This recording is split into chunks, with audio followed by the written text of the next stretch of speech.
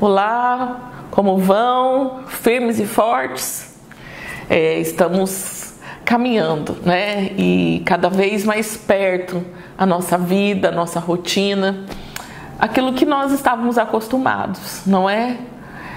Ontem o nosso culto foi uma bênção, ainda a gente percebe um medo, né? Ainda rondando, e o medo às vezes é importante, não é? O medo nos protege também.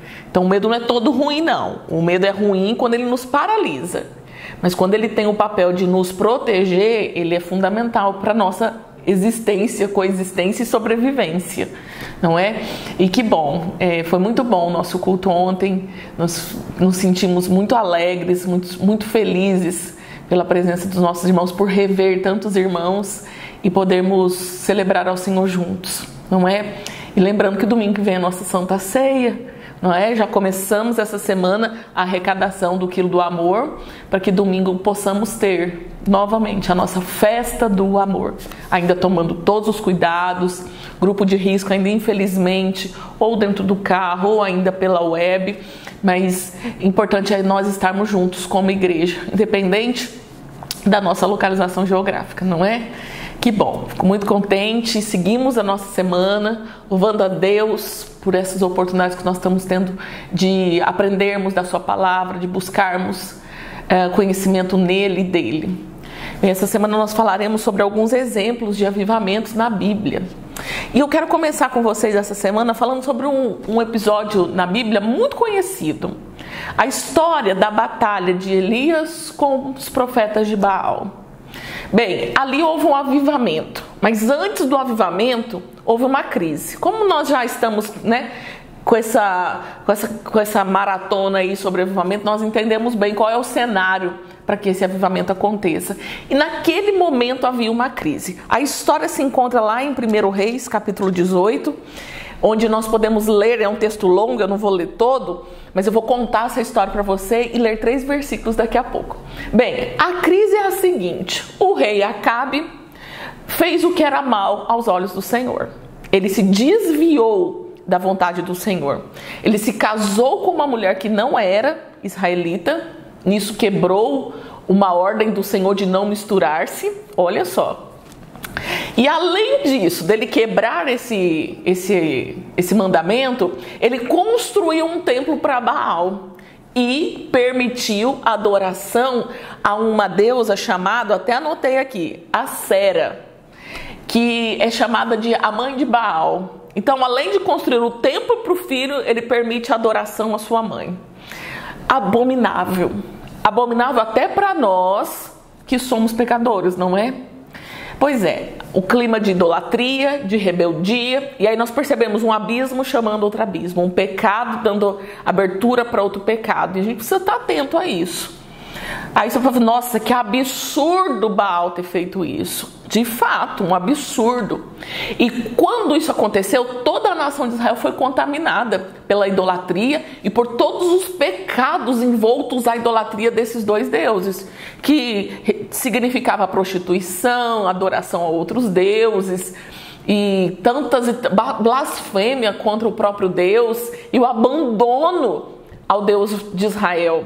E nisso começou a propagar-se. Bom, o líder estabeleceu, vai uma multidão atrás dele. Então o povo uma parte do povo, vamos dizer assim, se desviou dos caminhos do Deus vivo, do Yahvé, e começou a adorar a Baal. Pronto. Começou um cenário de crise. O povo se rebelou contra Deus e, como consequência disso, nós sabemos. Não é o povo andando com Deus é abençoado. O povo não andando com Deus recebe e sofre as consequências do afastamento desse Deus. Ok, a crise está estabelecida, mas em meio a essa crise, Deus não permite somente uma crise. Deus não aceita essa crise e fica de braços cruzados, não. Ele levantou profetas. E nesse levantar profetas, ressurge, né? Poderosamente, ousadamente, que é o profeta Elias. Ousado, corajoso, impetuoso. Quais são os outros atributos que nós podemos colocar para Elias? Até um pouco feroz, né? Na sua abordagem, na sua na sua exposição. E ele começa a declarar para o povo: vamos voltar, volta para o povo, volta para Deus, vamos lá, povo, vamos voltar para o caminho do Senhor. E então chega-se o momento da batalha épica, em que os profetas de Baal são colocados à prova pelo profeta do Deus vivo, do Yahvé. E a batalha épica, gosto de dizer assim, porque é algo que nos chama muita atenção.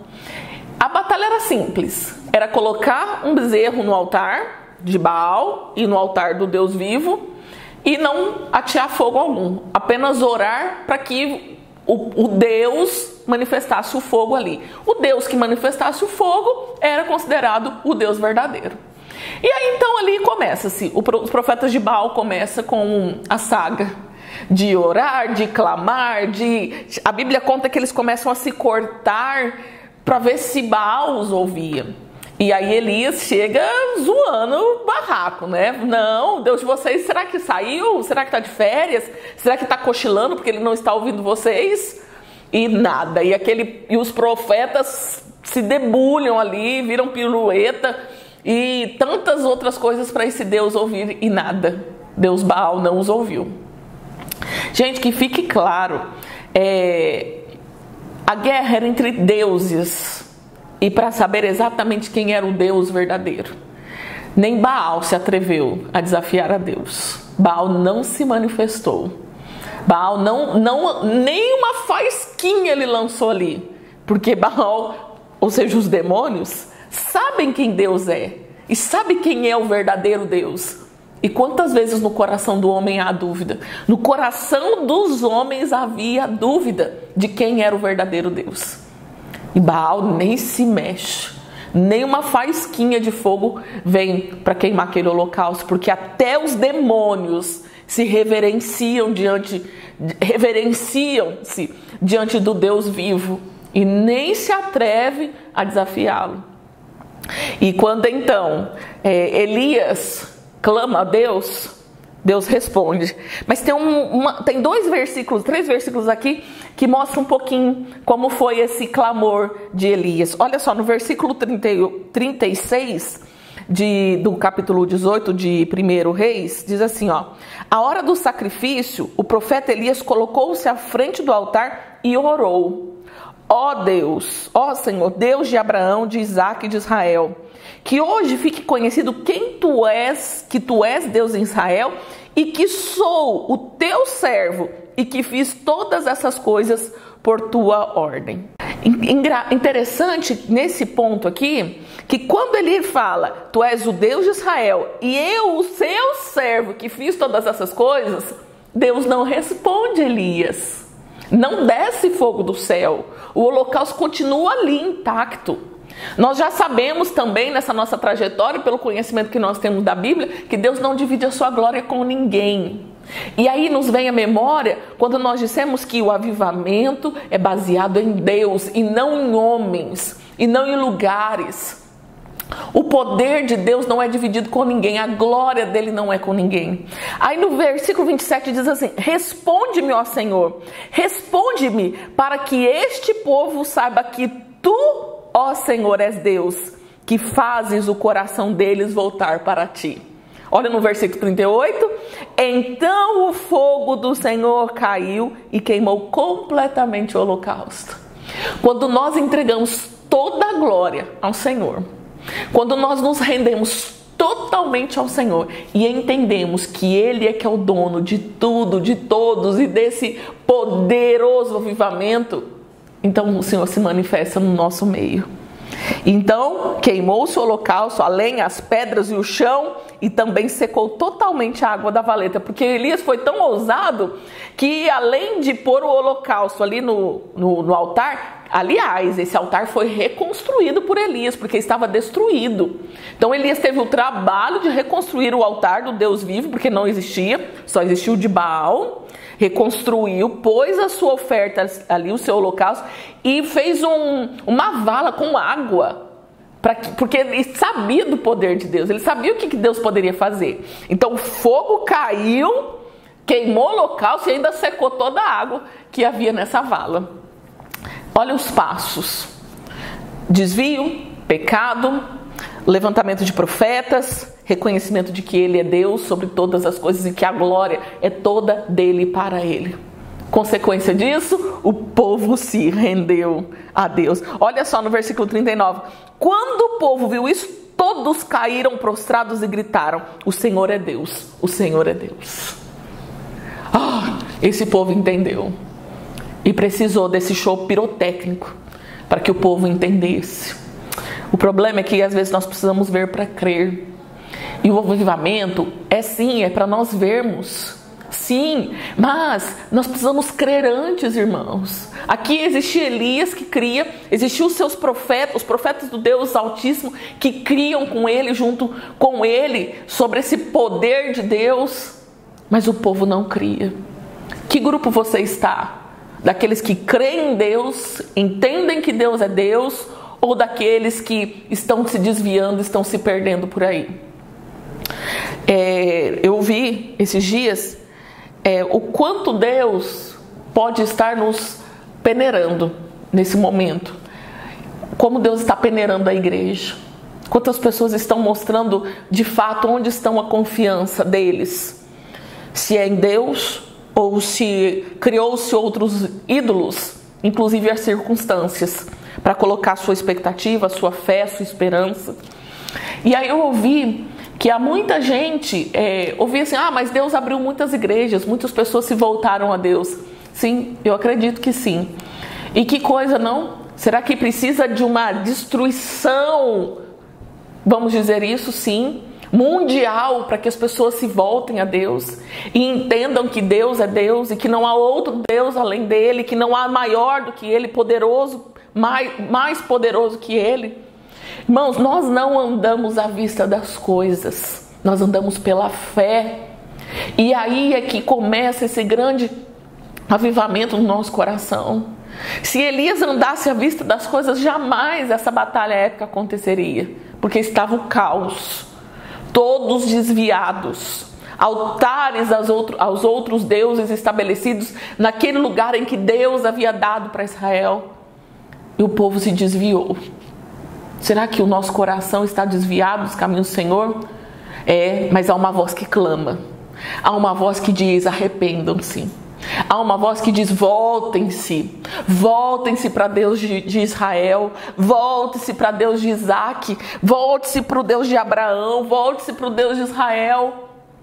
É o momento, esse é o tempo, este é o tempo. Pastor, mas eu não estou vendo fogo cair do céu. E você precisa ver. Será que você não conhece esse Deus que você serve? Onde está o seu coração? Onde está o seu coração? A nossa boca fala daquilo que o coração está cheio. É fácil saber onde o nosso coração está. Do que a sua boca tem falado? Tem falado das coisas de Deus? Tem falado de esperança? Tem falado de cuidado, sim? Tem falado de medo, sim? Mas baseado no quê? Na palavra de Deus, nas suas experiências com Deus, na sua convivência com Deus? Ou tem falado do que todo mundo está falando e do jeito que todo mundo está falando? Irmãos, nós precisamos voltar e entender e dizer como este povo que caiu prostrado no chão e gritava: o Senhor é Deus, o Senhor é Deus. Que a nossa semana comece dessa forma, que o Senhor é Deus, que o Senhor é Deus. Nos arrependamos dos nossos pecados, convertemos os nossos corações novamente ao Senhor. Sim, todos os dias, todos os dias. Assim como as suas misericórdias se renovam a cada manhã, nós temos a expectativa de todas as manhãs nos voltarmos ao Senhor. Hoje eu estava orando, o dia começou cheio, né? As academias abriram, a gente aproveitou para voltar, né, para a academia, tomando os cuidados, é claro.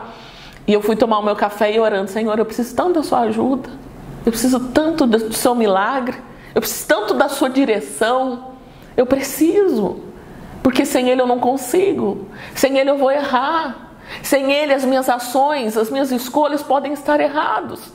Ai, quem dera, né? Se a gente não tivesse dúvida alguma de que as nossas escolhas seriam as mais certeiras. Eu não tenho essa segurança. E eu preciso clamar ao Senhor todos os dias: me ajuda, Senhor, a fazer as escolhas certas. Nossa, pastora, a senhora está fraca na fé? Não, eu sei quem eu sou.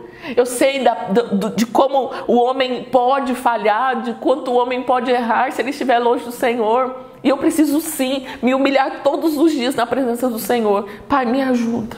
Eu preciso da sua ajuda, eu preciso da sua direção nessas escolhas. Eu preciso da sua direção para tomar essas atitudes, para ser mais ousada, para ser mais útil para o Senhor nessa terra, nesse tempo, de forma eficaz.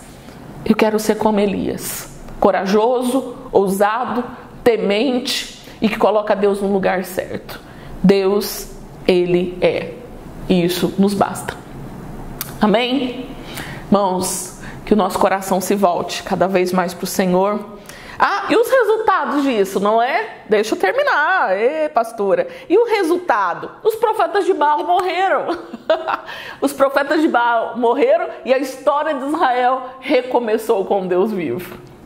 Tá vendo o que dá servir aos desejos da carne, aos desejos do mundo? Morte. Morte. Que nós venhamos morrer mesmo, cada dia mais, para a nossa vontade, para o mundo, e vivamos para o Senhor. E desfrutemos da manifestação da sua graça e do seu poder. Pronto, agora eu encerrei. Que o Senhor te abençoe, que você se renove cada dia mais na presença do Senhor e desfrute do avivamento que já pode estar acontecendo dentro do seu coração. Tá bom? Um grande beijo, fiquem com Deus. E em breve o abraço presencial aí. Enquanto isso, fique com o nosso abraço virtual. Um grande beijo. Fiquem com Deus.